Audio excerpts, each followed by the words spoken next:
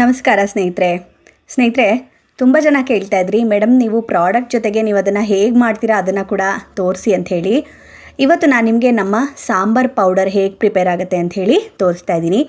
ಸಾಂಬಾರ್ ಪೌಡರ್ಗೆ ಉಪಯೋಗಿಸುವಂಥ ಜೀರಿಗೆ, ಮೆಣಸು, ಮೆಂತ್ಯ, ಸಾಸಿವೆ, ಕಡಲೆಬೇಳೆ, ಧನಿಯಾ, ಮೆಣಸಿನಕಾಯಿ ಈ ರೀತಿ ಎಲ್ಲ ಪದಾರ್ಥಗಳನ್ನು ನಾವು ಸ್ವಚ್ಛ ಮಾಡಿಕೊಂಡು ಈ ರೀತಿ ಕಬ್ಬಿಣದ ಬಾಣಲಿಲಿ ಹುರ್ಕೊಳ್ತೀವಿ.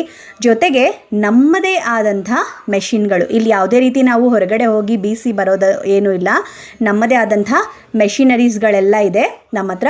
ಸೊ ಅದೇ ಮೆಷಿನರೀಸಲ್ಲಿ ನಿಮ್ಮ ಒಂದು ಮಸಾಲ ಪುಡಿಗಳಾಗಿರ್ಬೋದು, ಮಾಲ್ಟ್ ಪೌಡರ್ ಆಗಿರ್ಬೋದು, ಬೇರೆ ಯಾವುದೇ ಪುಡಿಗಳು ನೀವು ನಮ್ಮ ಹತ್ರ ತೊಗೊಂಡ್ರೂ ಕೂಡ ಅದೆಲ್ಲವೂ ಕೂಡ ನಮ್ಮದೇ ಮೆಷಿನರೀಸಲ್ಲಿ ನನ್ನದೇ ಕಣ್ಣಳತೆಯಲ್ಲಿ ತಯಾರಾಗುವಂಥ ಪ್ರಾಡಕ್ಟ್ಗಳು. ಇದೆಲ್ಲದಕ್ಕೂ ಕೂಡ ನಾನೇ ಮೆಷರ್ಮೆಂಟ್ ಆಗಿರ್ಬೋದು, ಪ್ರತಿಯೊಂದು ಆಗಿರ್ಬೋದು, ರೋಸ್ಟಿಂಗ್ ಆಗಿರ್ಬೋದು, ಇದೆಲ್ಲವನ್ನು ಚೆಕ್ ಮಾಡಿ ಮಾಡಿಸುವಂಥ ಒಂದು ಪ್ರೊಸೀಜರ್ ಆಗಿರುತ್ತೆ. ನೀವಿಲ್ಲಿ ನೋಡ್ತಿರ್ಬೋದು, ಇಲ್ಲೆಲ್ಲ ಕೂಡ